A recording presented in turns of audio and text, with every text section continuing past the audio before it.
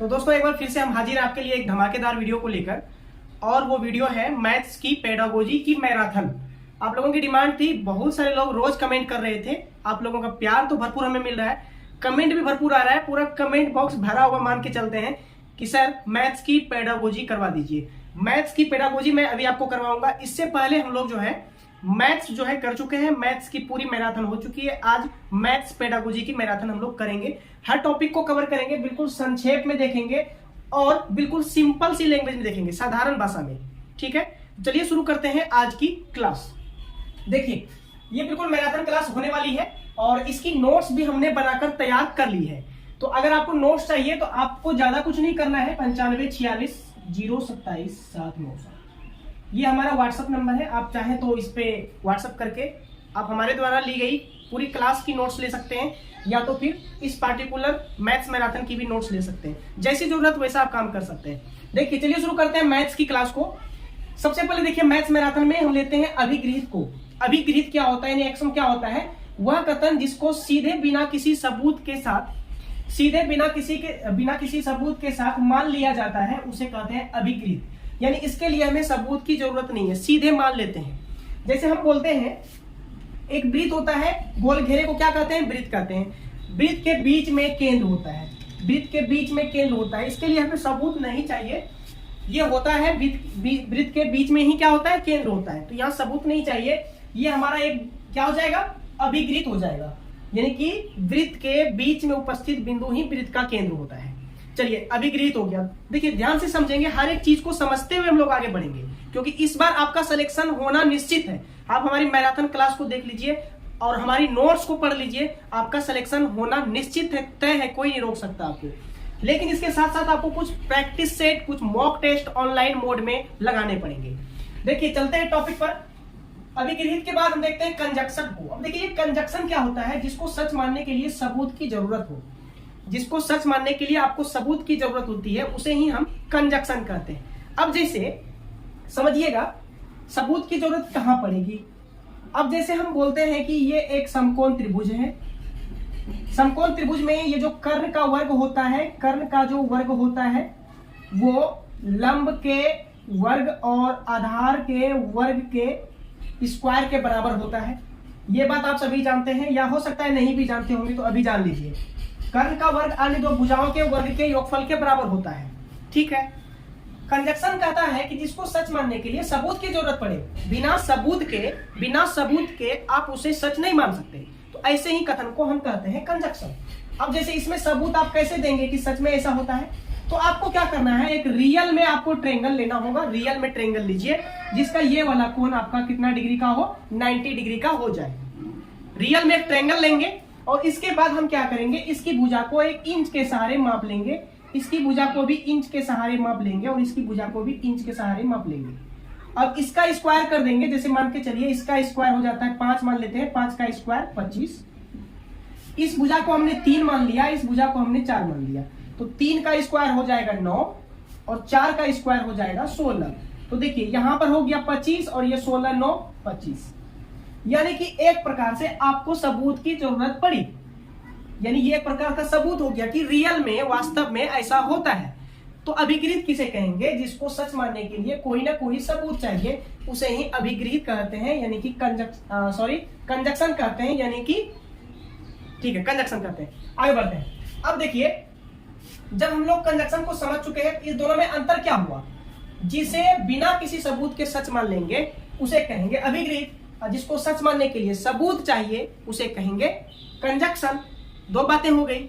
अब थोड़ा ध्यान दीजिए, अब थोड़ा सा गौर करना है आपको इस बात पर कि प्रमेय किसे कहते हैं। आपने सुना होगा पाइथागोरस प्रमेय, थेल्स प्रमेय। अगर आपने थोड़ी सी मैथ्स पढ़ी है, पाइथागोरस प्रमेय, थेल्स प्रमेय और भी बहुत सारे प्रमेय होते हैं।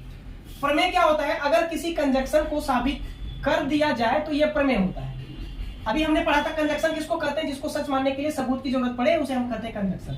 अब अगर वो चीज साबित हो जाता है, सपोज दैट ये साबित हो गया कि समकोण त्रिभुज में कर्ण का स्क्वायर लंब के स्क्वायर के और आधार के स्क्वायर के योग के बराबर होता है, यानी हम कहेंगे कर्ण स्क्वायर बराबर लंब स्क्वायर जो आधार का स्क्वायर। या इसी को हम कहते हैं एच स्क्वायर बराबर P square plus B square. अगर ऐसा सच में हो जाता है साबित, तो साबित हो जाने के बाद ये कहलाएगा प्रमेय।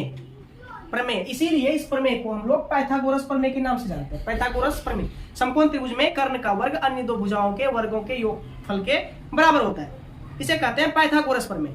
समझ में आ रही है? प्रमेय कब कहलाया भाई? जब प्रूव हो गया, जब सबूत मिल गया, तब प्रमेय कहलाया। समझ में आ रही है बात? जब सबूत नहीं था, ऐसे ही मान लेते थे किसी कथन को, तब वो अभिगृहित होता है। क्या होता है? अभिगृहित होता है। ये जो है कॉमन डिफरेंस है इसके बीच में। चलिए इसके बाद देखिए, एक बच्चा जो है मैथ्स को कैसे ग्रहण करता है, मैथ्स को कैसे सीखता है, इस चीज पे थोड़ा सा गौर करते हैं। देखिए जीन पियाजे ने कहा है, पियाजे ने एक बच्चे के बारे में कहा है कि बच्चा गणित कैसे सीखता है। सबसे पहले वो संख्याओं का संरक्षण करने सीखता है। सबसे पहले संख्याओं का संरक्षण, कहने का मतलब है गणित सीखने के पहले संख्या सीखेगा वो, 1 2 3 4, 1 से लेकर 100 तक, जहां तक भी हो, सबसे पहले वो संख्या सीखेगा। 1 2 3 4 11 18 100, पहले संख्या सीखेगा। ठीक है, इसीलिए बोला गया कि सबसे पहले बच्चा क्या करता है कि संख्याओं का संरक्षण करने सीख लेता है। जब संख्या उसे आ जाती है, संख्या पहचानना, संख्या को पढ़ना जब उसे आ जाता है, तो उसके बाद वो लंबाई का सबसे पहले संरक्षण करता है। संख्या सीखने के बाद सबसे पहले लंबाई सीखेगा। वो किसी भी चीज की लंबाई को सबसे पहले वो ग्रहण करेगा। ये पियाजे का कहना है।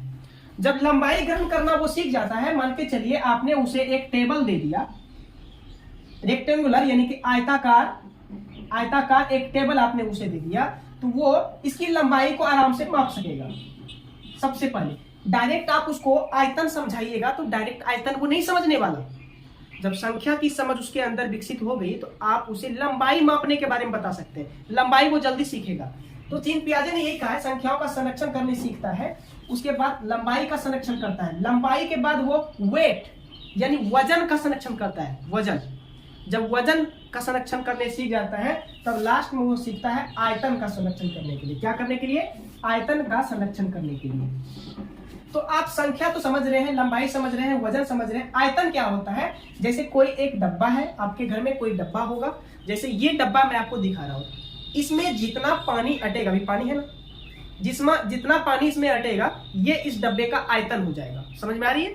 अगर गेहूं का डब्बा आपके घर में है, जितना गेहूं उसमें समाएगा वो उसका आयतन। 2 किलो गेहूं समाएगा तो 2 किलो उसका आयतन हो गया, 2 kg उसका वॉल्यूम हो जाता है। समझ में आ रही है बात? तो चलिए, ये पियाजे ने कहा था कि एक बच्चा गणित को कैसे सीखता है। सबसे पहले क्या, उसके बाद क्या, उसके बाद क्या, फिर क्या। आगे आते हैं। अब कुछ यहाँ पर शब्दावली है, कुछ शब्दावली जिसको आपको याद रखना होगा। आप मैथ्स पेडागोजी पढ़ रहे हैं, बच्चे को आप मैथ्स पढ़ाएंगे कैसे कल दिन, इसके बारे में आप सीख रहे हैं, क्योंकि आप जो सीखेंगे वही बच्चे को आप सिखाएंगे। देखिए, सबसे पहले होता है अंक यानी कि नंबर। कोई भी अंक क्या होता है बताइएगा? कोई भी अंक क्या होता है? तो अंक जो होता है वो विशेष नाम और चिन्ह से दर्शाते हैं। अंक को विशेष, जैसे कि ये 10 है, ये 10 है, कैसे दर्शाए? तो ये 1 जो है एक चिन्ह है, ये 0 भी एक प्रकार का चिन्ह है। 0 को 0 कैसे लिखते हैं? तो ऐसे। 5 को 5 कैसे लिखते हैं? तो ऐसे। एक प्रकार का क्या हो गया? ये एक प्रकार का चिन्ह हो गया। चिन्ह होने के साथ साथ नाम भी तो होता है। क्या कहते हैं इसको? 5। मतलब अंक को दर्शाने के लिए नाम की और चिन्ह की, दोनों की जरूरत आपको होती है। समझ में आ गई बात? अब देखिए, एक होता है समुच्चयन, इसको कहते हैं एग्रीगेशन। समुच्चयन नाम से पता चल रहा है, समुच्चयन मतलब समुच्चय बना लेना। समुच्चय का मतलब कि एग्रीगेशन यानी कि दो वस्तु को जोड़ना कहलाता है समुच्चयन। दो वस्तु को जोड़ना क्या कहलाता है? समुच्चयन। जैसे कि एक बच्चा है, 5 रुपये का टॉफी उसने खरीदा, 5 रुपए की टॉफी खरीदी, 6 रुपये के बिस्किट खरीदे, ठीक है, दोनों खरीद ली। अब उसके बाद 4 रुपए का एक कलम खरीदा, 4 रुपए का एक कलम खरीदा। अब अगर इसका समुच्चयन करेंगे, हम सबको साथ मिलाएंगे, तो 6 5 11 और 4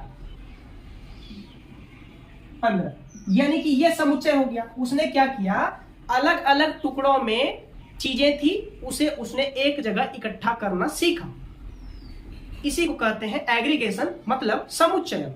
समझ में आ? मेरा कहने का मतलब यह है कि हमें जैसा लग रहा है कि आपको समझ में आना चाहिए। अगर आ रही है तो भाई कमेंट में एक बार बता देना आ रही है या नहीं आ रही है, ठीक है। देखिए समुच्चय समझ में आ गई। मुक्त, अब देखिए प्रश्न जो होते हैं, प्रश्न दो तरह के होते हैं। प्रश्न दो तरह के होते हैं, एक होता है मुक्त अंत प्रश्न, एक होता है बंद अंत प्रश्न। 2 टाइप्स के होते हैं। अब देखिए यानी कि ओपन इंडेड, एक क्लोज इंडेड, 2 तरह के प्रश्न होते हैं। प्रश्न जिसके एक से ज्यादा उत्तर संभव है उसे कहते हैं मुक्त अंत प्रश्न। एक से ज्यादा उत्तर होने चाहिए। जैसे 15 किन किन अंकों को जोड़ने पर बनेंगे, 15 किन किन अंकों को जोड़ने पर बनेंगे। अब देखिए 15 तो हम 8 प्लस 7, 15 तो हम कैसे बना सकते हैं, 15 हम 8 प्लस 7 से भी बना सकते हैं, 10 प्लस 5 से भी बना सकते हैं, 9 प्लस 6 से भी बना सकते हैं, और बताइए 11 प्लस 4 से भी बना सकते हैं। क्या दिख रहा है, एक से अधिक संभव उत्तर हैं। 15 किन किन अंकों को जोड़ने पर बनेंगे, बहुत सारे अंकों को जोड़ने पर बना सकते हैं हम 15 को। यानी ये क्या हो गए, मुक्त अंत प्रश्न, यानी इसका उत्तर बहुत ज्यादा है तो इसका कोई अंत नहीं हो सकता, मुक्त अंत, ठीक है, ओपन इंडेड।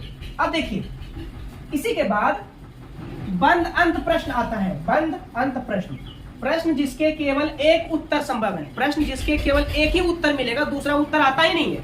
अब जैसे बताइए 10 में 5 जोड़ने पर कितना आएगा, 10 में अगर हम 5 जोड़ेंगे तो कितना आएगा। अब जरा सोच के बताइए, इसका जवाब आप 3-4 जवाब दे सकते हैं क्या, 10 में 5 जोड़ने पर कितना आएगा, 3-4 जवाब मिल सकता है क्या, बिल्कुल नहीं मिलेगा। 10 में 5 जोड़ने पर 15 आता है, यही और यही केवल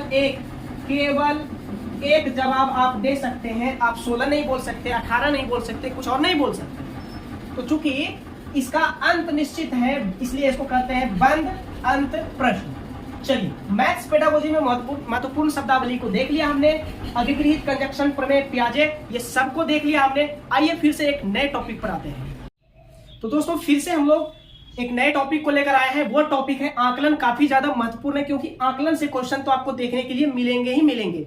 दूसरा हमारा है वेन हीले ने दिया है ज्यामिति सीखने का 5 चरण की। बच्चा ज्यामिति को सीखता कैसे है, कहां से शुरू करता है, कहां जाके वो ज्यामिति सीखने लगता है। तो 5 चरण को बताया है उन्होंने। ये जो टॉपिक है काफी ज्यादा इंपॉर्टेंट है, आप इसको चाह के भी इग्नोर नहीं कर पाएंगे।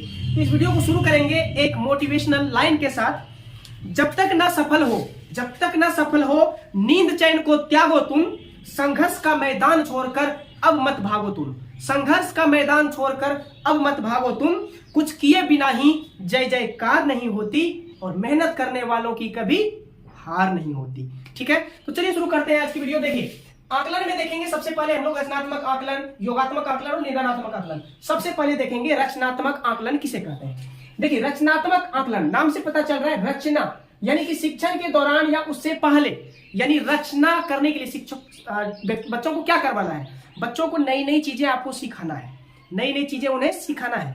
तो इसलिए इसको नाम दिया गया है रचनात्मक आकलन। ठीक है, देखिए शिक्षण के दौरान या उससे पहले होने वाला ये एक प्रकार का आकलन होता है।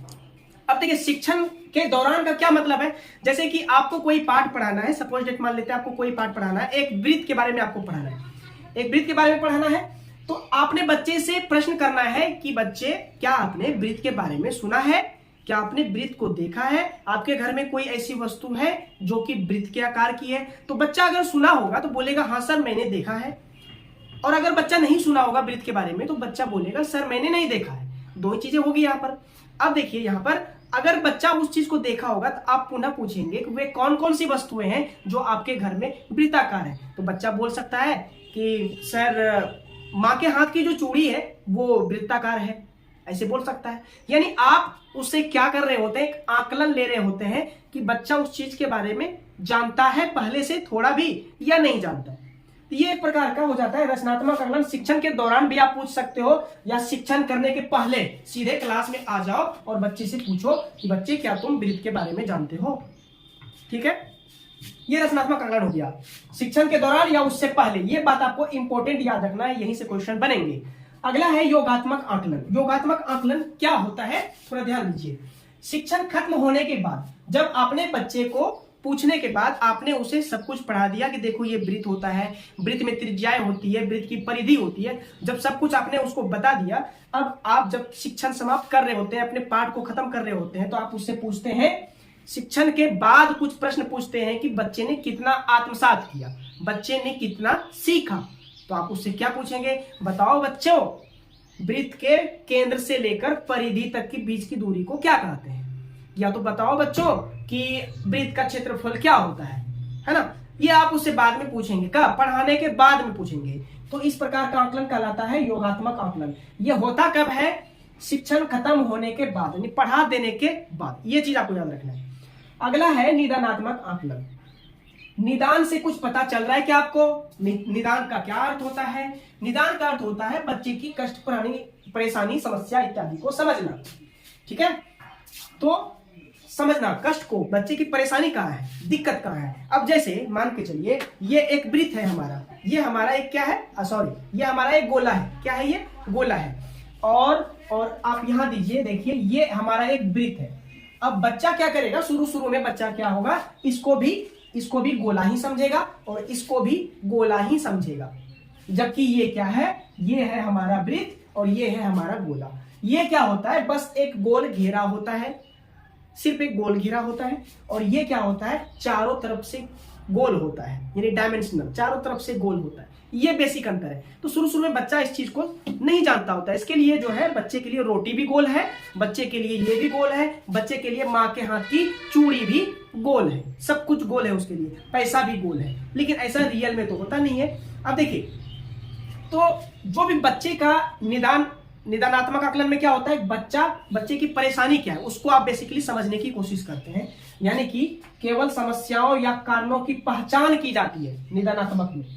ठीक है, और इसके निदानात्मक आकलन हुआ। और निदानात्मक आकलन के बाद जो शिक्षण होता है, आप हमारे कमेंट बॉक्स में लिखिए कि निदानात्मक आकलन के बाद कौन सा शिक्षण किया जाता है, ताकि बच्चा जो है, ये जो कठिनाई थी उसकी कठिनाई समाप्त हो जाए। हमारे कमेंट बॉक्स में जरूर लिखिएगा इसका आंसर। अगर आपकी तैयारी अच्छी होगी तो जरूर लिखिएगा। देखिए, तो ये 3 प्रकार का आकलन हमने पढ़ा, एक शिक्षण के दौरान या पहले, एक शिक्षण खत्म होने के बाद, और तीसरा है सिर्फ बच्चे की परेशानी, कष्ट, समस्या को जानने के लिए। क्योंकि समस्या नहीं जानेंगे बच्चों की तो पढ़ाएंगे कैसे, सिखाएंगे कैसे। आगे देखिए, अब एक हमारे साहब आते हैं, वैन हीले साहब। कौन आते हैं? Van Hiele. इन्होंने ज्यामिति के बारे में अपनी सोच को व्यक्त किया है, अपनी सोच को बताया है एक बच्चे के संबंध में। इन्होंने कहा है कि बच्चा ज्यामिति को जो है, जियोमेट्री को 5 स्टेज में सीखता है। कौन कौन से स्टेज है, ये काफी ज्यादा इंपॉर्टेंट हो जाता है, आप इसको बीवीआई लगा के रख लीजिए। तो हीले ने ज्यामिति सीखने के 5 चरण बताए हैं। सबसे पहला जो चरण होता है उसको लेवल वाइज बांट दिया गया है, होता है लेवल 0। लेवल 0 मतलब शून्य लेवल पर। इस लेवल को चक्षुषीकरण कहते हैं। क्या कहते हैं? चक्षुषीकरण, यानी कि इंग्लिश में बोलेंगे विजुअलाइजेशन। विजुअल का मतलब क्या होता है? सिर्फ देखना। विजुअल मतलब देखना सिर्फ उसे, बस। तो इसमें क्या होता है कि बच्चा केवल देख के चीजों को पहचानने लगता है। अगर आपको समझ में नहीं आ रही है तो अभी आपके दिमाग का ऑपरेशन कर देंगे हम, दिमाग में घुसा देंगे कि ये चारों स्टेज क्या होता है। थोड़ा सा गौर कीजिएगा और पूरी वीडियो जरूर देखिएगा। आधी वीडियो देख के आप इस चीजों को नहीं सीख सकते हैं। ये मिट क्यों नहीं रहा आज? मिटना तो चाहिए था इसे, शायद सूख गया होगा। चलिए देखते हैं, समझने की कोशिश कीजिएगा। बिल्कुल जो चीजें हैं बेहतरीन चीजें हैं, आपको पूरे जिंदगी में काम आएगी, हमेशा काम आएगी, एक शिक्षक बनने के दौरान भी और एक शिक्षक बनने के बाद भी। क्योंकि आपके घर में भी कोई ना कोई बच्चे होंगे, आप भी उन्हें पढ़ाते होंगे, पढ़ाना चाहते होंगे। देखिए, लेवल 0 होता है चक्षुषीकरण। जैसे कि कोई बच्चा है, वो एक वृत्त को देखता है, एक गोल घेरा को देखता है, तो बोलता है भाई ये गोल है, वृत्त है। अब देखिए, अब वो एक वर्ग को देख लेता है, एक वृत्त को देखा उसने, एक वर्ग को देखा उसने, और एक इस तरह की बर्थडे वाली टोपी को देख लिया। मान लो ना, हम अभी मान लेते हैं कि टोपी को देख लिया। बच्चे को नहीं पता कि वो शंकु है, बच्चा इतना जानता है कि बर्थडे वाली टोपी है। ठीक है, तो बच्चा क्या करता है, सिर्फ इसको देखता है, देख के आकृतियों के आधार पर बांट देता है। गोल है तो गोल वाला अलग कर दिया, चौकुट्ठा है तो चौकुट्ठा वाला अलग कर दिया। समझ में आ रही है बात ना? मैं बिल्कुल कोई भारी लैंग्वेज तो बोलूंगा ही नहीं जो आपको समझ में नहीं आए। अब देखिए, इस तरह का कोना वाला देखेगा, बर्थडे टोपी वाला, इस तरह का चीज को अलग कर दिया। मतलब आकृति के आधार पर वो बांट लेगा लेवल 0 में। और इससे ज्यादा वो कुछ नहीं। इसी अवस्था में जो वृत्त है वो भी गोल ही होता है, जो गोला है वो भी उसके लिए गोल ही होगा, रोटी जो है वो भी उसके लिए गोल होगा, पैसा भी उसके लिए गोल ही होगा, लेकिन चारों अलग अलग चीजें हैं। ठीक है, अब देखिए, तो ये होता है हमारा लेवल कौन सा, लेवल 0। सिर्फ देखने सीखता है बच्चा, वस्तु या चीजों की इमेज, बस इमेज पहचानने सीख लिया, बात खत्म। बच्चा उसके बाद आता है लेवल 1 में। लेवल 1 में जैसे ही आता है वो विश्लेषण यानी कि एनालिसिस करने सीख जाता है। तो लेवल 1 कौन हो गया, विश्लेषण। अब यहां से सीटेट कैसे क्वेश्चन पूछेगा कि बच्चे के अंदर विश्लेषण करने की क्षमता वैन हीले के अनुसार किस स्तर में आ जाती है, तो आपको जवाब देना होगा लेवल 1 में आ जाती है। देखिए, ज्यामितीय नाम पता चलने लगता है, मतलब ज्यामितीय नाम पता चलने लगता है। अभी तक इसका नाम उसे नहीं था पता, हमने बोला था ना इसे टोपी बोलेगा, नाम नहीं पता कि शंकु है, टोपी बोलेगा बस। ये गोला है बोलेगा गोल का चीज, ये चौकुट है बोलेगा चौकट्ठा है, नाम नहीं पता कि वर्ग है। समझ में आ रही है बात। जैसे ही लेवल 1 में बच्चा पहुंचेगा अब वो बोलेगा कि हाँ भाई ये वृत्त है, हाँ भाई ये वर्ग है, हाँ भाई ये क्या है, शंकु है। अब इसका नाम उसे पता चलने लगेगा लेवल 1 में। अब जैसे कि माँ की चूड़ी को देखेगा तो बोलेगा हाँ ये वृत्ताकार है, बट बिस्किट और बर्थडे वाली टोपी को देखेगा, तो बोलेगा कि हाँ ये शंकुआकार है। ये लेवल 1 में होता है विश्लेषण करने की क्षमता। जब बच्चा लेवल 2 में आ जाता है तो उसके अंदर अनौपचारिक निगमन यानी कि इनफॉर्मल डिडक्शन करने की क्षमता विकसित हो जाती है, यानी आकृतियों के बीच अब वो संबंध को स्थापित करने लगता है। अब ये क्या मतलब हुआ, काफी ज्यादा इंपॉर्टेंट है आकृतियों के बीच संबंध। अब मान के चलिए हमने एक आयत बनाया और इधर एक वर्ग बनाया। आयत की क्या होती है, लंबाई आपस में बराबर और चौड़ाई आपस में बराबर। वर्ग में क्या होती है, चारों भुजाएं आपस में बराबर होती है। तो अब लेवल 3 में जो बच्चा आ जाएगा वो क्या करेगा, आकृतियों के बीच संबंध स्थापित करने लगेगा, तुलना करने लगेगा दोनों की। कैसे कि देखो इसमें चारों भुजा बराबर नहीं है भैया, इसमें जो है ना भाई चारों भुजा बराबर है, मतलब दोनों अलग अलग चीजें हैं। ये क्षमता उसके अंदर आ जाएगी। दूसरी बात, जब ये क्षमता आ जाएगी, एक मिनट रुकना भाई, 1 मिनट रुक जाओ, 1 मिनट। तो हुआ यूं कि लाइट कट गई थी और मैं इन्वर्टर ऑन करने भूल गया था। ठीक है, तो देखिए आगे बढ़ते हैं। तो बच्चा क्या करेगा, बोलेगा ये चार भुजा जो है ना बराबर नहीं है, इसमें बोलेगा हाँ बराबर है, मतलब दोनों अलग अलग चीजें हैं, दोनों अलग अलग। इसमें देखेगा हाँ भाई 90 डिग्री का कोण बन रहा है, यहाँ भी बोलेगा हाँ भाई 90 डिग्री, हाँ मतलब समान है। कहने का मतलब है आकृतियों के बीच संबंध स्थापित करने को सीख जाता है। ठीक है, अब देखिए आगे, जब लेवल 2 की बात हम लोगों ने कर लिया, यहाँ पर इनफॉर्मल डिडक्शन इसको कहते हैं। इसके बाद आते हैं लेवल 3 पर। इसमें होता है औपचारिक निगमन यानी कि फॉर्मल डिडक्शन। अब ये क्या चीजें होती है, सूत्रों को खोजना शुरू। अभी तक में इस बच्चे को यहाँ पर सूत्र खोजने नहीं आता था, सूत्र क्या होता है उन्हें पता नहीं था। अब वो सूत्र खोजना शुरू कर देगा। कैसे खोजेगा कि भैया ये तो लंबाई है और ये है हमारा चौड़ाई। अब अगर हमको इसका एरिया निकालना है, अगर हमको इसका क्षेत्रफल निकालना है और यानी कि एरिया निकालना है, तो हमको क्या करना है कि लेंथ और विड्थ को यानी लंबाई गुना कर देंगे चौड़ाई, यानी कि L गुने B, यानी L गुना B जैसे ही हम करेंगे तो इसका क्या आ जाएगा, एरिया आ जाएगा। अब इसमें भी वो सूत्र खोजना शुरू कर देगा। जैसे ये हमारा वर्ग है, वर्ग की भुजा होती है, ये भुजा होती है, तो क्या करेंगे, भुजा का क्या कर देंगे, भुजा का कर देंगे स्क्वायर, तो निकल जाएगा हमारे वर्ग का क्षेत्रफल। मतलब वो अब सूत्र को खोजना शुरू कर देगा, सूत्र को सीखना शुरू कर देगा। ये हो जाता है लेवल 3 में।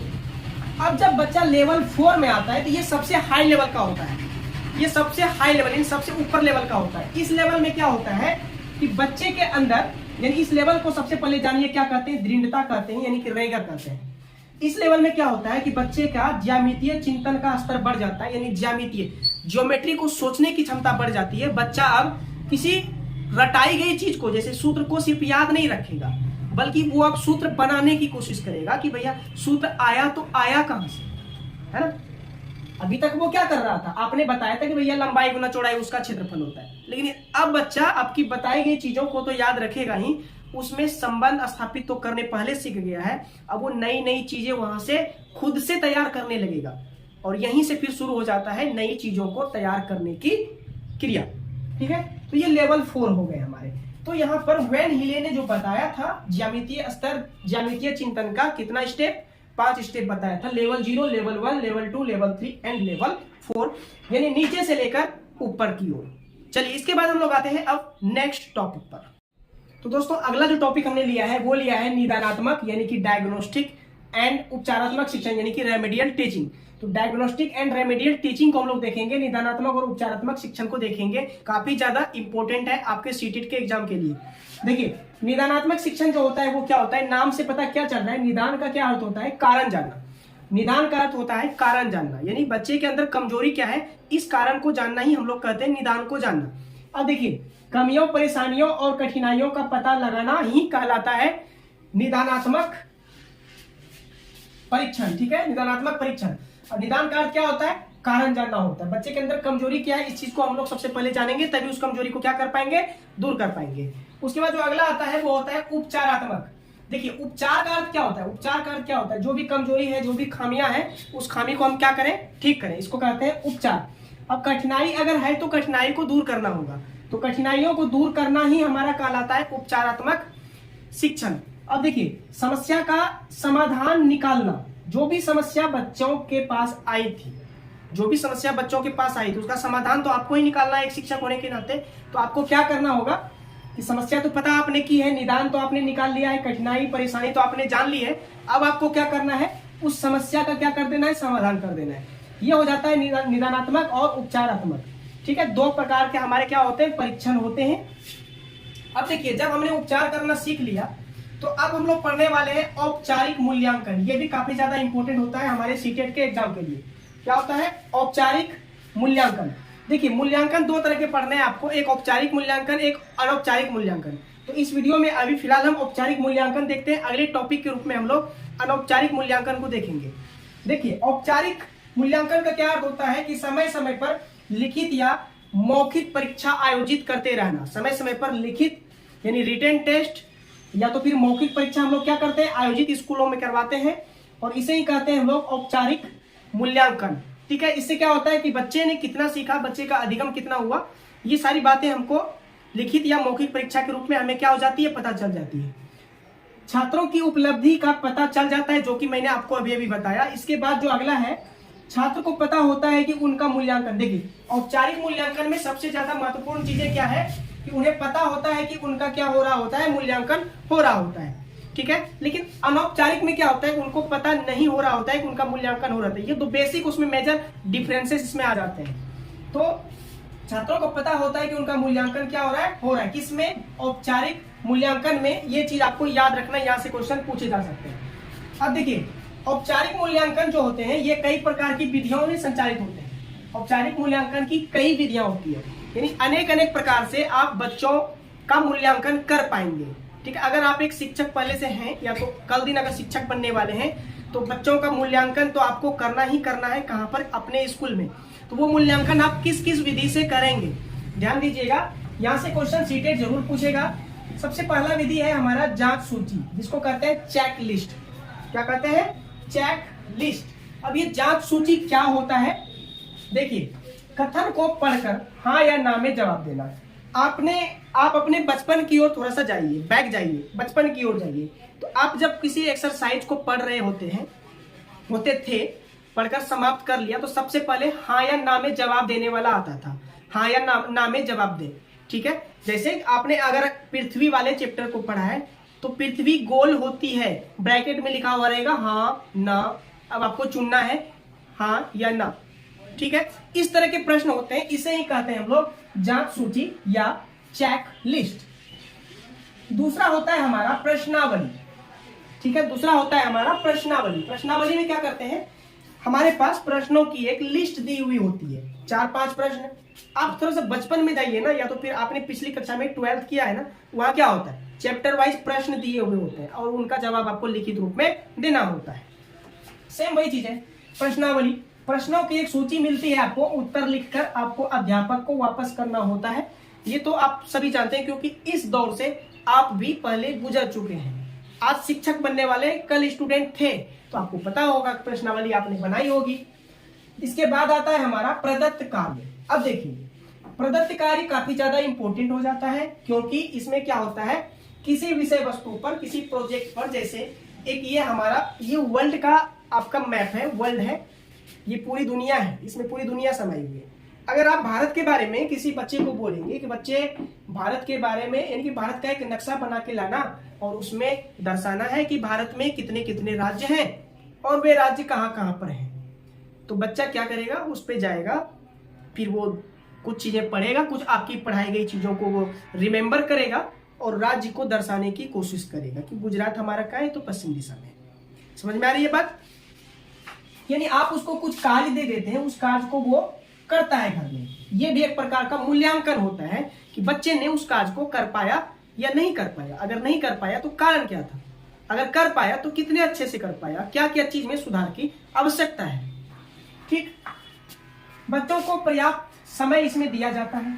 जो भी कार्य आप देंगे, आप हड़बड़ी में तो नहीं करवाएंगे ना, बच्चे को पर्याप्त समय तो जरूर देंगे। तो इस विधि में समय दिया जाता है। कोई जरूरत नहीं है कि वो स्कूल में ही आके उस चीज को करे, उस कार्य को करे। वे घर पे रहकर, इसमें स्वतंत्रता मिलती है, छूट मिलती है कि बच्चे घर पर रहकर भी काम को पूरा कर सकते हैं।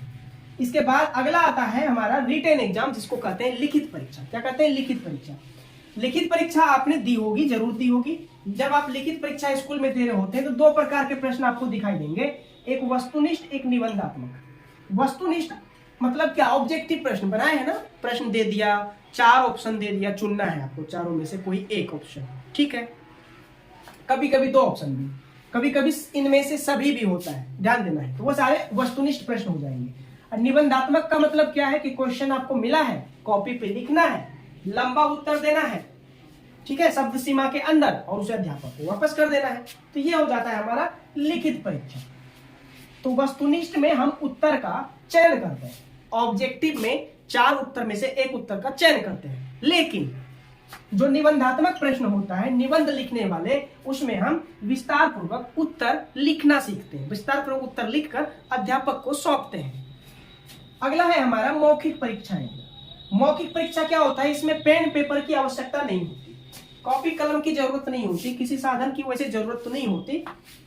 निम्न गतिविधियों को शामिल इसमें करते हैं, जैसे मौखिक प्रश्न, बच्चे को खड़ा कर दिया और बच्चे से पूछ डाला, बताओ कि पृथ्वी की आकृति कैसी है, हमारी पृथ्वी किस आकार की है ना, या हमारा भारत किस आकार का है, चतुर्भुजाकार, त्रिभुजाकार, आखिर किस आकार का, वृत्ताकार। तो बच्चे फिर जवाब देंगे। तो ये होता है मौखिक प्रश्न। एक होता है वाद विवाद। वाद विवाद यानी बच्चों से बैठ के किसी टॉपिक पर, किसी मुद्दे पर बातचीत छेड़ देना और बच्चों को उनकी समझ क्या है, उनकी समझ का लेवल क्या है, इन्हें पता लगाने की कोशिश करना, ये होता है वाद विवाद। फिर विचार विमर्श भी उसी प्रकार का होता है, एक दूसरे से विचार विमर्श करना, ज्यादा डिफरेंस इसमें नहीं है। एक होता है नाट्य प्रदर्शन, यानी स्कूलों में समय समय पर नाटक का आयोजन करना।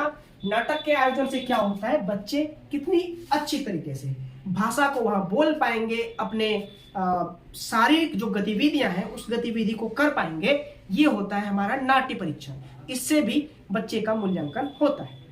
तो ये थे हमारे औपचारिक मूल्यांकन। औपचारिक मूल्यांकन के बाद अब इसके बाद हम लोग आने हैं अनौपचारिक मूल्यांकन पर। अगर आपको इस क्लास की या हमारे द्वारा अपने हाथ से लिखी गई सीटेट की नोट्स चाहिए, जिसे आप बहुत कम समय में रिवीजन कर सके, तो वो नोट्स आप हमारे व्हाट्सएप नंबर 9546 027 797 इस नंबर पर व्हाट्सएप करके एक छोटी सी फी बस सहयोग राशि के रूप में देनी है और आपको नोट्स, बिल्कुल बेहतरीन नोट्स मिलेगी, बिल्कुल सुंदर हैंडराइटिंग। चलिए इसके बाद आते हैं हम, तो अगला जो टॉपिक हमने लिया है काफी ज्यादा इंपॉर्टेंट है, वो है अनौपचारिक मूल्यांकन, यानी कि इवेल्युएशन थ्रू इनफॉर्मल। ठीक है, अब देखिए ये चीज, इसको देख लेंगे सबसे पहले हम लोग, उसके बाद देखेंगे कि अनौपचारिक मूल्यांकन की कौन कौन सी प्रमुख विधियां हैं।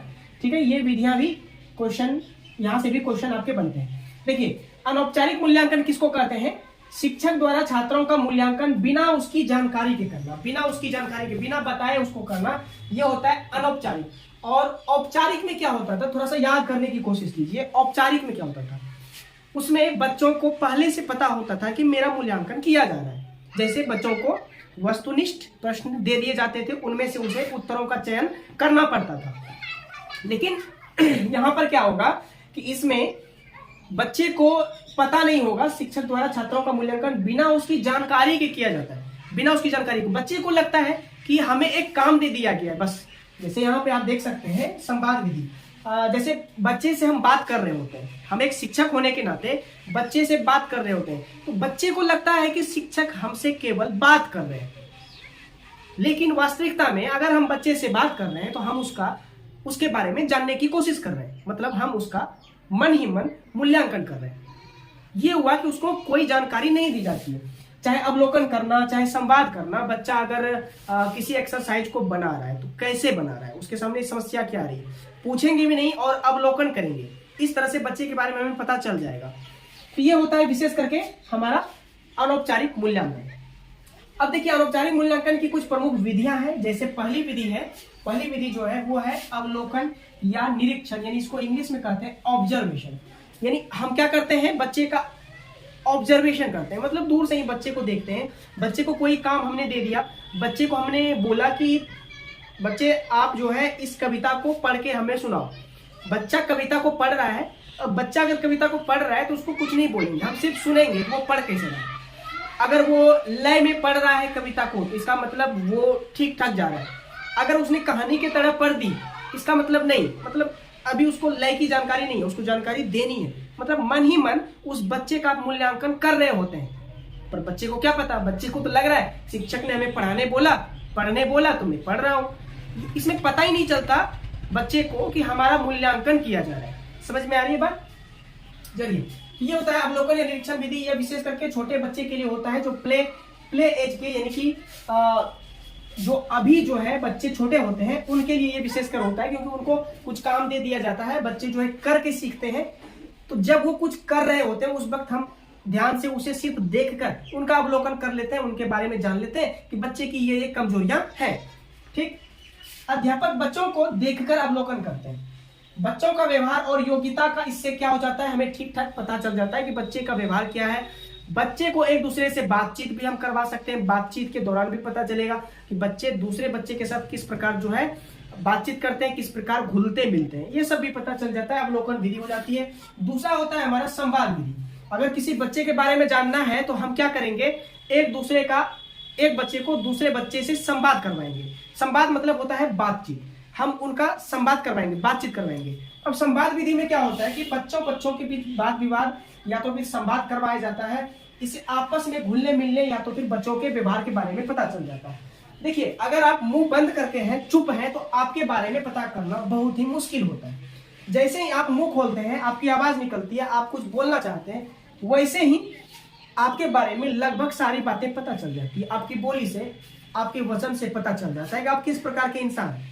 तो संवाद करके भी क्या होता है, शिक्षक बच्चे का क्या करते हैं, मूल्यांकन करते हैं। अगली जो चीजें हैं वो है हमारा अभिलेख। अगली चीज क्या है, वो है अभिलेख। अभिलेख घटनाओं के विवरण से संबंधित होता है। यानी कि किसी बच्चे को आपने मंदार हिल पर्वत पर ले जाया घुमाने के लिए, वो वहां पर घूमा। अब आप उसे क्या कहेंगे कि बच्चे, आप जो अभी घूम के आए हो, आप उसे अपनी कॉपी में लिखो, आपने क्या देखा, कैसा देखा, क्या अच्छा लगा, क्या बुरा लगा, ये चीज आप अपनी कॉपी में लिखो। तो अभिलेख यानी घटनाओं का विवरण।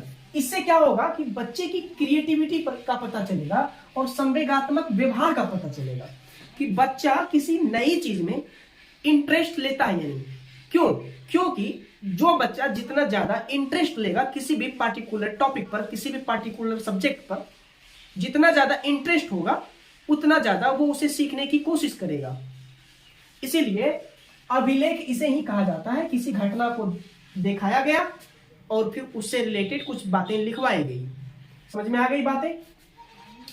इसमें उसके बाद जो है अभिलेख, यानी इन प्रकार से इन तीन प्रकार का जो है क्या होता है, मूल्यांकन होता है अनौपचारिक मूल्यांकन में। अब देखिए, सामुदायिक गणित किसको कहते हैं, ये टॉपिक भी थोड़ा सा इंपॉर्टेंट हो जाता है आप लोगों के लिए। सामुदायिक गणित मतलब एक समुदाय में आप रहते हो, आप एक परिवार में, फैमिली में रहते हो, ठीक है। तो इस परिवार में गणित की उपयोगिता आपको कहां कहां पड़ती है। तो देखिए, आज प्रत्येक मनुष्य को गणित के ज्ञान की आवश्यकता है। हर मनुष्य को गणित का ज्ञान होना नेसेसरी है।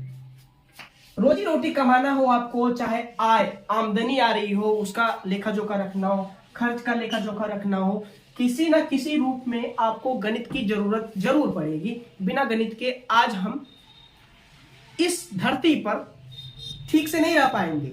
यानी कि गणित के बिना हम अगर बोले तो गणित के बिना हमारे समाज की उन्नति होना इम्पॉसिबल है। गणित के बिना हमारे समाज की उन्नति हो ही नहीं सकती, क्योंकि गणित के बिना हम अपना काम नहीं कर पाएंगे। सही से काम नहीं करेंगे तो समाज की उन्नति कहां से होगी? काम तो करना है, गणित की जरूरत तो काम में पड़ेगी। तो किन किन क्षेत्रों में हमें गणित की सबसे ज्यादा जरूरत होती है हमारे समाज में?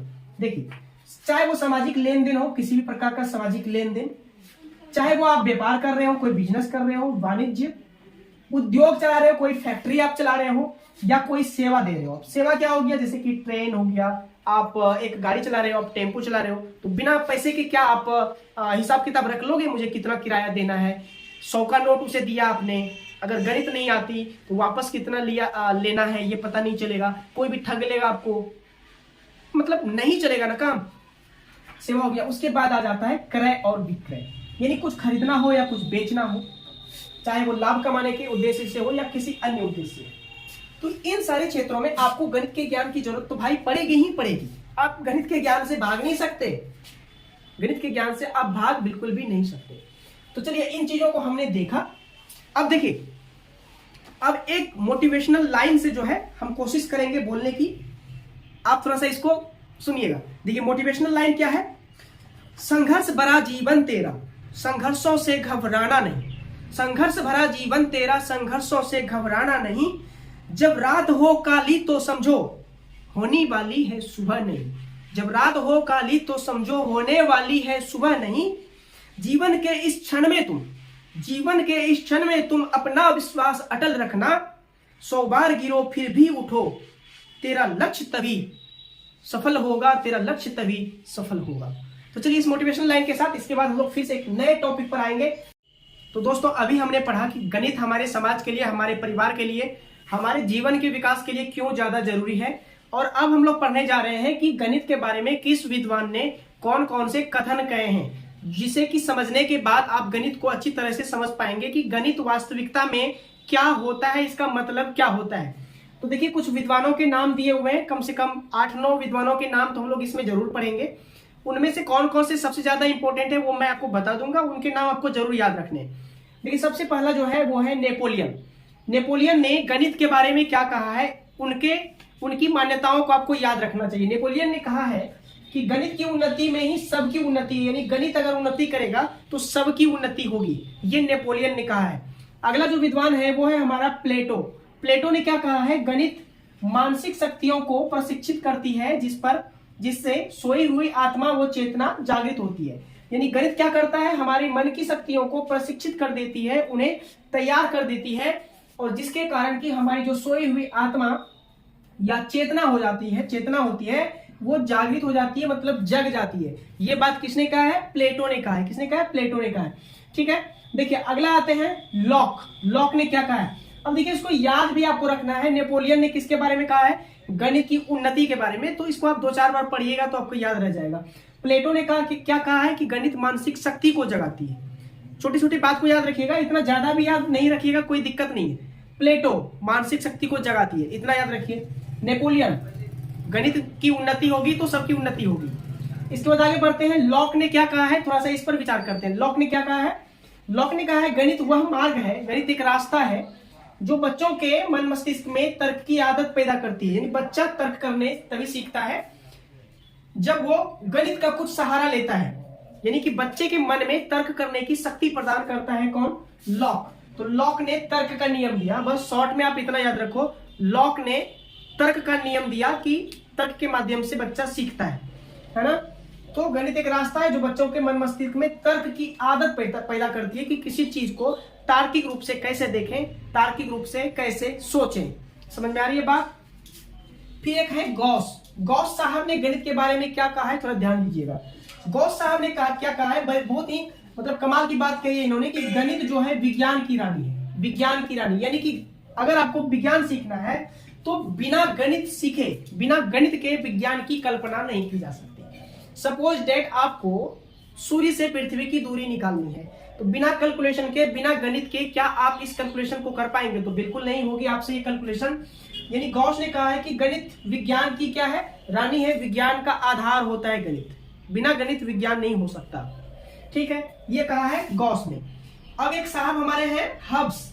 हब्स ने क्या कहा है, ध्यान दीजिएगा, गणित पत्थर के समान विषय है। इन्होंने कहा गणित एक पत्थर के समान विषय है।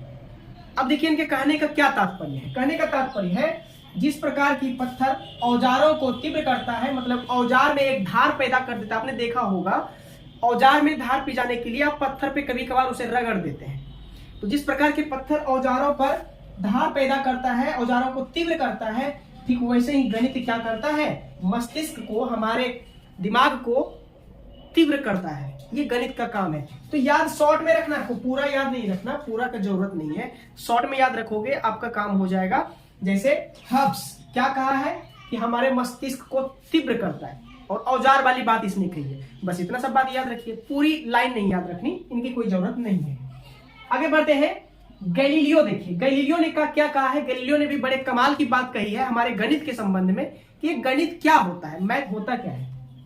गणित वह भाषा है जिससे परमात्मा ने संपूर्ण ब्रह्मांड की स्थापना की है। गणित वह भाषा है जिससे हमारे परमात्मा ने संपूर्ण ब्रह्मांड की स्थापना की है, मतलब पूरे ब्रह्मांड को गणित से जोड़ दिया है। किसने, गैलीलियो ने। तो याद रखना है, पूरे ब्रह्मांड वाली बात किसने कही, गैलीलियो ने। अब एक हमारे विद्वान है, वो है मार्शल स्टोन। मार्शल स्टोन साहब ने क्या कहा कि अमूर्त व्यवस्था, अमूर्त व्यवस्था जिसे आप सीधे सीधे नहीं समझ सकते, जटिल रूप, अमूर्त व्यवस्था को मूर्त रूप देना ही, यानी जटिल चीजों को मूर्त रूप में बनाना ही क्या कहलाता है, तो गणित कहलाता है। ये मार्शल स्टोन ने कहा। आगे बढ़ते हैं। एक हमारे साहब है हॉगबेन साहब। हॉगबेन ने क्या कहा है कि गणित जो है सभ्यता और संस्कृति का दर्पण है। कोई सभ्यता और संस्कृति कितना विकास किया है, इसमें गणित का महत्वपूर्ण योगदान होता है।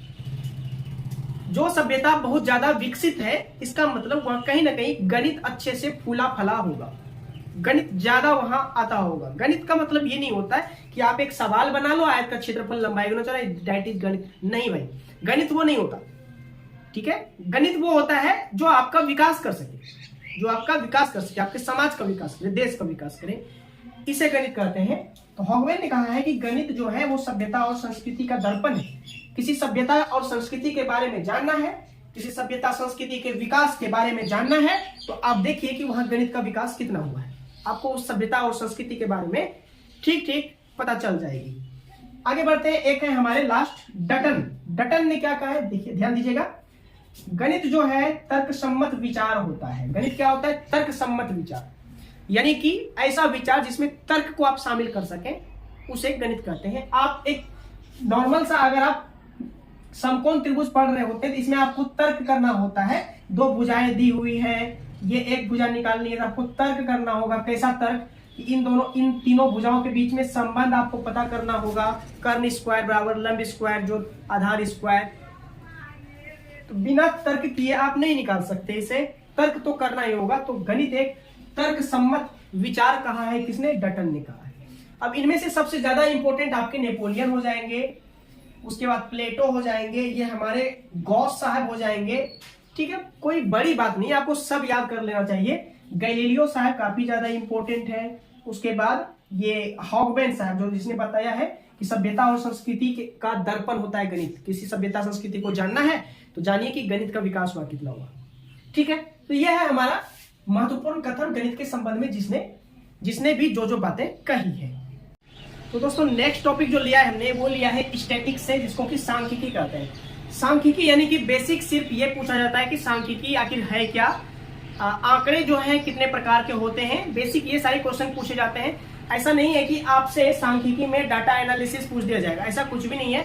बेसिक चीजें जो आपको पूछी जाती है वही आपको बताया जा रहा है। देखिए स्टैटिक्स यानी कि सांख्यिकी किसको कहते हैं, सांख्यिकी संख्यात्मक वस्तुओं या आंकड़ों को क्रमबद्ध रूप में अध्ययन करना ही सांख्यिकी कहलाता है। यानी कि संख्यात्मक वस्तुओं जिसमें संख्या का प्रयोग किया गया हो। जैसे 2004 में भारत की जनसंख्या कितनी थी, 2008 में भारत की जनसंख्या कितनी हुई, तो आपने देखा कि 4 से 5 साल के बाद हम लोगों ने क्या किया, एक संख्या निकाला कि भारत की जनसंख्या 2004 में कितनी थी, 2008 में 4 साल बाद कितनी हुई, फिर 2012 में कितनी हुई। तो ये क्या होता है कि हम लोग एक संख्यात्मक वैल्यू का अध्ययन करते हैं। तो ये होता है हमारा स्टैटिक्स, यानी संख्यात्मक वस्तुओं या आंकड़ों को क्रमबद्ध तरीके से, मतलब एक सिस्टमेटिक वे में अध्ययन करना, पढ़ना, जानना, समझना, इसी को कहते हैं स्टैटिक्स। अब देखिए यहाँ पे सीटेट क्या पूछता है, इस पे ध्यान देना है। सीटेट पूछता है कि आंकड़े कितने प्रकार के होते हैं। वह आंकड़ा जो किसी सरकारी या अर्ध सरकारी संस्थाओं द्वारा जारी किया जाता है, वो कौन से आंकड़े होते हैं। प्राथमिक आंकड़े, द्वितीयक आंकड़े, ऑप्शन में आपको दिया रहेगा। तो जो सरकारी या अर्ध सरकारी संस्थाओं द्वारा जारी किए जाते हैं वे द्वितीयक आंकड़े होते हैं। तो इस टाइप के क्वेश्चन यहाँ से पूछे जाते हैं, बस इसको ही पढ़ना। देखिए आंकड़े दो प्रकार के होते हैं, एक होता है प्राथमिक आंकड़ा। देखिए प्राथमिक आंकड़ा जो होता है वो खुद से एकत्र किया जाता है, मतलब खुद से आंकड़ा जमा किया जाता है। अब ये क्या बात हुई, जैसे आपने किसी व्यक्ति के बारे में कोई जानकारी पूछ ली, व्यक्ति की व्यक्तिगत जानकारी आपने उससे ले ली या किसी और से पूछ ली, या तो फिर आपने कोई फॉर्म दिया उसे और बोला कि आप इस फॉर्म को हमें दे दो, है ना। तो ये उसकी व्यक्तिगत जानकारी हुई, पर्सनल जानकारी आप उसको ले रहे हो, तो ये प्राथमिक आंकड़ा होता है। देखिए प्राथमिक आंकड़ा यानी खुद से आंकड़े जमा करना होता है, और द्वितीयक आंकड़ा का मतलब होता है सरकार द्वारा जमा आंकड़ा। वह आंकड़ा जो सरकार जमा करती है भविष्य की योजनाओं को ध्यान में रखते हुए। तो इस पे हम लोग आते हैं बाद में, पहले प्राथमिक आंकड़े को देख लेते हैं, कौन कौन से आंकड़े प्राथमिक आंकड़े होते हैं। सबसे पहला है व्यक्तिगत तौर पर जानकारी लेना। अगर आपने किसी से पर्सनली कुछ पूछा, उनके बारे में आंकड़ा लिया, कोई जानकारी ली, तो इसे कहते हैं व्यक्तिगत तौर पे जानना। किसी के माध्यम से जानकारी लेना, अगर आपको किसी के बारे में जानना है, आपको ए के बारे में जानना है, तो आपने क्या किया, बी से पूछ लिया आपने ए के बारे में। ये होता है किसी के माध्यम से क्या ले लेना, जानकारी ले लेना। इसके बाद है स्थानीय स्रोत से सूचना लेना। अगर आपको जानना है कि इस गांव का फलना यानी कि मोहन कैसा है, कैसा लड़का है, तो आप मोहन से नहीं पूछेंगे, उनके घर वालों से नहीं पूछेंगे, आप क्या करेंगे, उसके स्थानीय लोगों से पूछ लेंगे कि वो कैसा है, क्या करता है। तो ये जो आंकड़े होते हैं या स्थानीय स्रोत से प्राप्त होंगे आपको। या तो फिर प्रश्नावली भरवाकर किसी की डिटेल्स लेनी है, तो आप एक फॉर्म बना के उसे दे दीजिए, नाम, अपना उम्र, कलर, रंग, हाइट, है ना, चेस्ट, जो भी उससे आपको पर्सनल जानकारी, उनकी इनकम कितनी है या तो फिर एजुकेशनल क्वालिफिकेशन क्या है, आप फॉर्म भरवा के ले सकते हैं। तो ये हमारा हो जाता है प्रश्नावली भरवाना, ठीक है। उसके बाद एक होता है प्रगणकों द्वारा सूची भरवाना। प्रगणकों का क्या मतलब क्या हुआ, आप लोगों ने देखा होगा जनगणना के समय आपके दरवाजे पर कोई आता है और आपके बारे में पूछ के चला जाता है कि कितने लोग हैं, कौन है, कितने लोग हाल ही में कौन बच्चा जन्म लिया, कौन मरा, सारी चीजें आपसे पूछ के वे चले जाते हैं। प्रगणक उन्हें ही करते हैं जो जिनका काम ही होता है जनगणना करना, इनसे भरवाना। ये प्राथमिक आंकड़े हो गए। अब इसके बाद बात करते हैं द्वितीयक आंकड़े की। द्वितीयक आंकड़ा जो है सरकार द्वारा जमा आंकड़ा होता है, इसमें सरकार की भूमिका होती है। अब जैसे ध्यान दीजिएगा, जैसे अंतर्राष्ट्रीय प्रकाशन यानी इंटरनेशनल, ये अंतर्राष्ट्रीय तौर पर अगर किसी चीज को प्रकाशित किया जा रहा है, ये द्वितीयक आंकड़े होंगे, क्योंकि इसमें एक व्यक्ति इन्वॉल्व नहीं होता, सिर्फ आप इन्वॉल्व नहीं होते, ये सरकार करती है काम, आपके अंडर ये नहीं रहता। ये होता है अंतर्राष्ट्रीय प्रकाशन। सरकारी प्रकाशन भी उसी तरह का होता है, द्वितीयक आंकड़े में आते हैं। उसके बाद है अर्ध सरकारी संस्थाओं का प्रकाशन। अर्ध सरकारी, है ना, अर्ध सरकारी संस्था भी बहुत सारी होती है जो कि प्रकाशन जो है समय समय पर करती रहती है, यूनिसेफ वगैरह आप देख रहे हो, अर्ध सरकारी होता है। व्यापारी संस्थाओं का प्रकाशन, जितने भी व्यापारी संस्थाएं होती हैं जो व्यापार से रिलेटेड आंकड़े आपको देती है, व्यापार से रिलेटेड आपको सब चीज बताती है, तो वो हमारा सारा का सारा किसमें आता है, द्वितीयक आंकड़े में। और उसके बाद पत्र पत्रिकाओं का संपादन, जो पत्र पत्रिकाएं, समाचार पत्र वगैरह जो संपादित होती है, ये भी एक प्रकार का द्वितीयक आंकड़ा होता है। अब आपसे अगर पूछा जाए किसी भी देश में समाचार पत्र का प्रकाशन किस आंकड़े के अंतर्गत आएगा, प्राथमिक आंकड़े, द्वितीयक आंकड़े, इनमें से दोनों, इनमें से कोई नहीं। आप क्या जवाब देंगे कि भाई पत्र पत्रिका का संपादन है, आप डायरेक्टली उसमें इन्वॉल्व नहीं हो, तो ये एक प्रकार का द्वितीयक आंकड़ा आपका हो जाता है।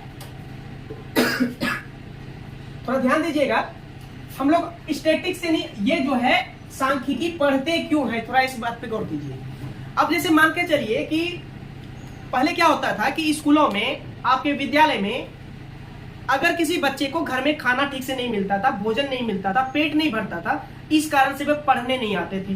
क्योंकि भाई भूखे जो है भजन ना होई गोपाला, भूखे भजन नहीं होगा आपसे। मतलब कहने का अर्थ है कि भूखे पढ़ाई कैसे होगी। तो सरकार ने क्या किया, आंकड़ा इकट्ठा किया कि हाँ भाई इस टाइप के कैंडिडेट ज्यादा, इस टाइप के विद्यार्थी ज्यादा है जिसने कि सिर्फ भूख के कारण स्कूल जाना छोड़ दिया या स्कूल नहीं जाते क्योंकि उन्हें ठीक से खाना नहीं मिलता। तो सरकार ने इस आंकड़ा को इकट्ठा किया, आंकड़ा इकट्ठा किया, इनकी संख्या बहुत बड़ी निकली।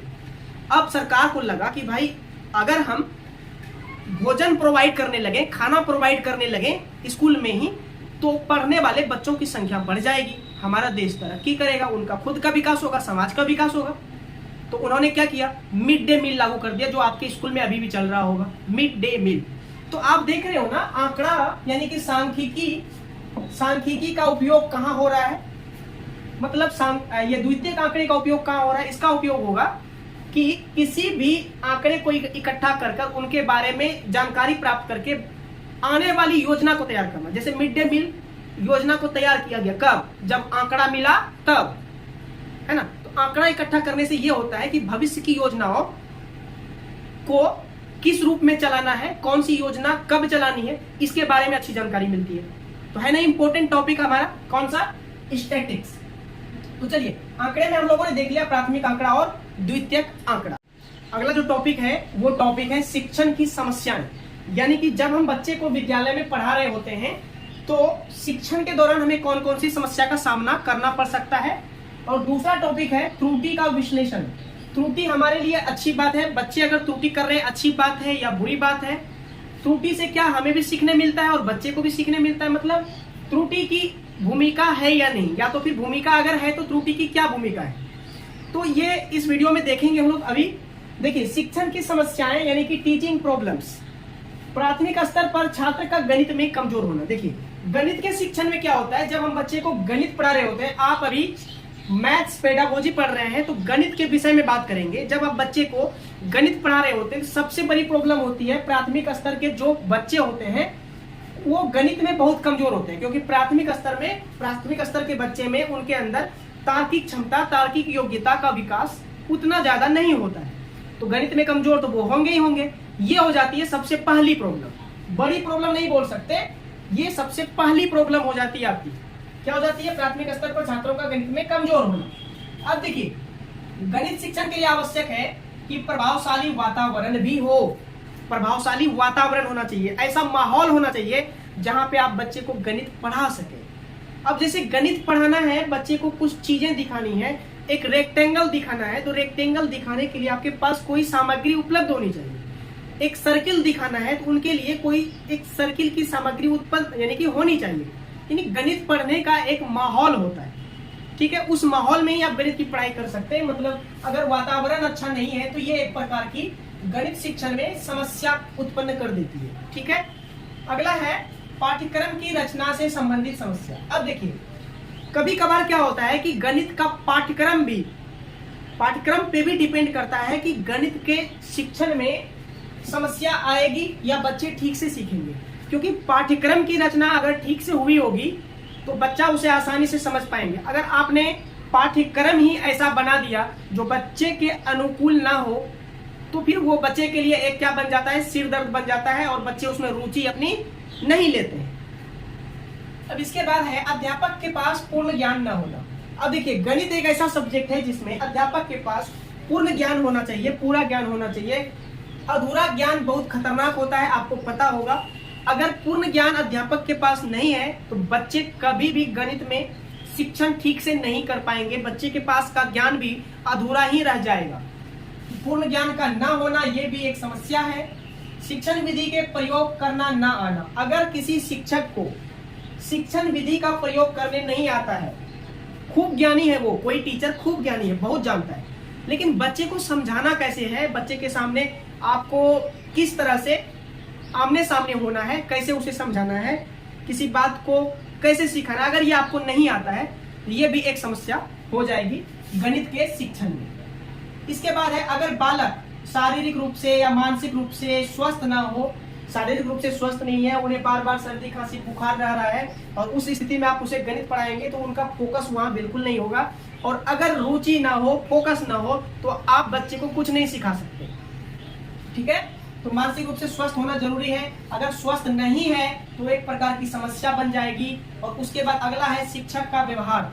अगर शिक्षक का व्यवहार बच्चों के प्रति फ्रेंडली नहीं है, शिक्षक का व्यवहार जो है बच्चों के प्रति फ्रेंडली नहीं है, घुल मिल नहीं पा रहे हैं शिक्षक और बच्चे, तो उस स्थिति में भी शिक्षण प्रभावित होगा। बच्चे डरेंगे ज्यादा, सीखेंगे कम। ये सबसे बड़ी समस्या हो जाती है। और शिक्षक का व्यवहार भी काफी ज्यादा डिपेंडेंट होता है।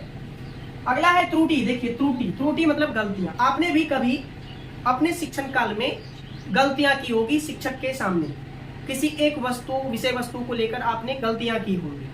तो क्या वो गलतियां आपके लिए लाभदायक थी या शिक्षक के लिए लाभदायक थी? तो मैं बोलूंगा हाँ, वो गलतियां आपके लिए लाभदायक थी, आपके लिए अच्छी बात थी। आपको लगता होगा कि मैंने तो भाई गलती कर दी, लेकिन भाई गलतियां आपके लिए अच्छी थी। अब वो कैसे? देखिए, जब एक बच्चा गलती करता है, त्रुटि करता है, मिस्टेक करता है, तो बच्चे को तो पता चलता ही है कि हमने कहाँ मिस्टेक किया, कहाँ गलती की और किस गलती पे हमें काम करना है और उसे सुधार करना है। साथ साथ शिक्षक को भी पता चलता है कि भाई अब आगे पढ़ाना कैसे। तो त्रुटि दोनों के लिए आवश्यक हो गया। किनके लिए? जो अधिगम करता है और जो अधिगम अभी कर रहा है, दोनों के लिए। ठीक है, दोनों के लिए हो गया। तो कठिनाई का पता लगाना और कारणों की खोज करना को ही त्रुटि का विश्लेषण करते हैं। कठिनाई का पता लगाइए और कारणों की खोज कीजिए कि बच्चा क्यों नहीं सीख रहा है। कारणों की खोज कीजिए, इसी को कहते हैं क्या कहते हैं? त्रुटि का विश्लेषण। ठीक है, एनालिसिस। अब त्रुटि की अपनी एक भूमिका होती है। त्रुटि को आप गलत नहीं ठहरा सकते। त्रुटि बच्चे के अधिगम में सहायक होती है, ना कि कोई बड़ी बात। ठीक है, त्रुटि जो है समझ और सोच का निर्माण करती है। जब तक आपसे गलती नहीं होगी तो उस विषय वस्तु के संबंध में आपकी सोच क्लियर नहीं हो पाएगी। तो सोच और समझ का निर्माण करती है कौन? त्रुटि। त्रुटि मतलब गलती। त्रुटियां बच्चों के द्वारा प्राप्त अंकों के बारे में जानकारी भी देती है कि बच्चा प्राप्त अंक जो किया है, जितना भी प्राप्त अंक किया है, उससे वो पता चलता है कि उसने त्रुटि कितने की है। तो त्रुटि बच्चे के प्राप्त अंक के बारे में भी जानकारी देती है। जितनी ज्यादा त्रुटि होगी उतना कम मार्क्स उन्हें मिलेगा, नंबर मार्क्स मिलेगा। ऐसे हम लोग बच्चे को पढ़ाते हैं मार्क्स नहीं देने के लिए। मार्क्स देना हमारा नहीं होता है उद्देश्य। हमारा उद्देश्य होता है कि गणित को बच्चे के मन से जोड़ देना, ऐसा ना कि मार्क्स उन्हें दिलवाना। इस बात को भी याद रखिएगा, बहुत ज्यादा इंपॉर्टेंट है। त्रुटियां अध्यापन और अधिगम दोनों में सहायक है। एक शिक्षक के लिए और जो सीख रहा है बच्चे के लिए, दोनों के लिए महत्वपूर्ण है त्रुटियां। गलतियां होंगी तभी सीखेंगे, गलतियां नहीं होंगी तो कैसे सीखेंगे? गलतियां तो होनी ही होनी। तो चलिए, इसको हमने देख लिया। अब जो है हम लोग देखते हैं, अगला टॉपिक को करने की कोशिश करते हैं।